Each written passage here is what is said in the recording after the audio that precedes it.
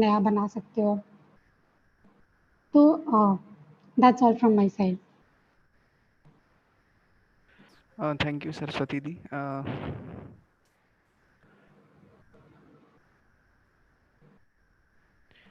Now we have another speaker here with us, Anamika Di. I would like to request her to unmute. She is Hello. hello, audible, Didi. Yeah, okay, Uh, thank you. I would like you to put light on the topic that अभी तक हम लोगों ने देखा कि college में कैसे करते हैं, और आप एक एम्प्लॉई है कैपजेमिनी में, तो क्या इम्पैक्ट, क्या चेंजेस आती है कॉलेज के बाद, उस पे आप थोड़ा लाइट डालें. Okay, so hello everyone. So my introduction is already given here. So after the placements, see in college life, I studied C, C++, somewhat Java, Python. So don't expect that whatever you learn in college, you will get the same work related to that in company also. I learned C, C++, Java, etc. But in company, I am working on cloud and basically .NET framework, cloud. So these all are new things. And for me also, these were the new things. So you have to be dynamic. आपको ऐसा नहीं सोचना है कि मैं जो सीख के आई हूँ मुझे वही करना रहेगा, मैं कुछ नया नहीं सीख पाऊंगी. आपको दिमाग में हमेशा यही रखना है कि मुझे कोई भी टेक्नोलॉजी मिल जाए, मैं उसे सीखूंगी और उसी को उसको उस पे काम करूंगी. हमेशा डायनेमिक रहना है आपको. ओके सो और मेरा कोडिंग जर्नी कुछ ऐसा था. स्कूल में सब लोगों का पहले HTML सिखाया जाता था. मतलब there was nothing like term like coding. Everyone learned HTML only, and for me it was like, okay, so this is computer programming, and I was interested in that because I used to imagine, okay, so that's how Google and Facebook was built using HTML only, because उस वक्त मेरे दिमाग में यही था ना कि बस HTML होता है. फिर जब कॉलेज में आई तो इतना कुछ देखी नया नया. सब ऐसे मेरे फ्रेंड्स लोग ऐसे बात कर रहे हैं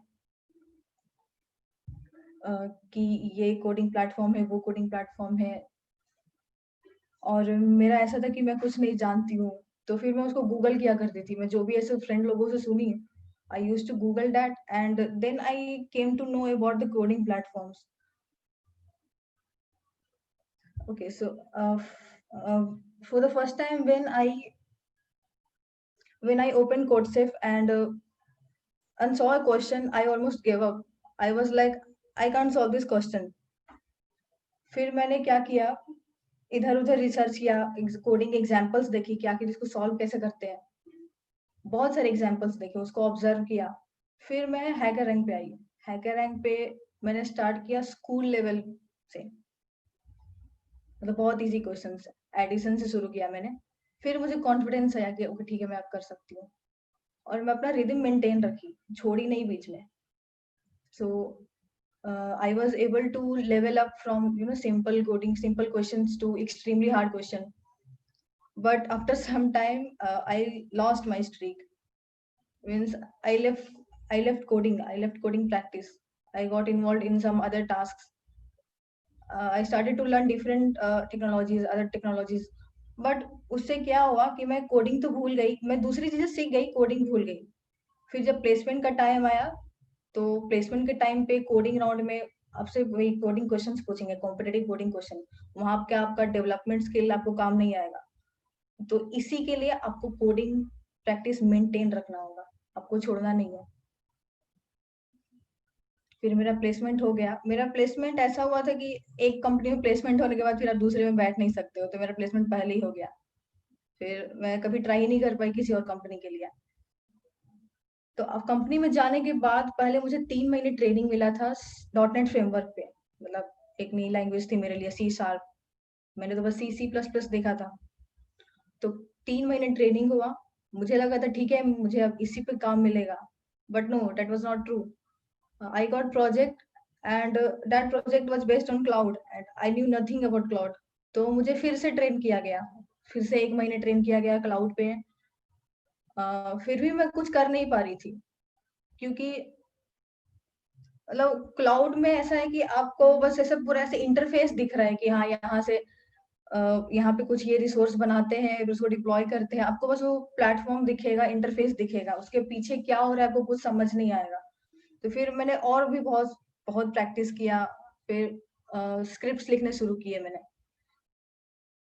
क्योंकि मेरा अभी यही मेरा काम है, स्क्रिप्ट्स लिखना होता है और उसको क्लाउड पे डिप्लॉय करना होता है।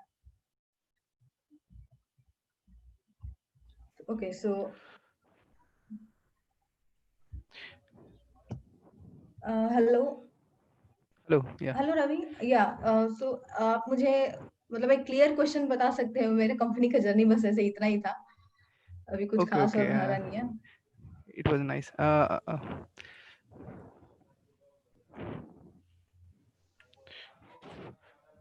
I would like you to answer these two questions.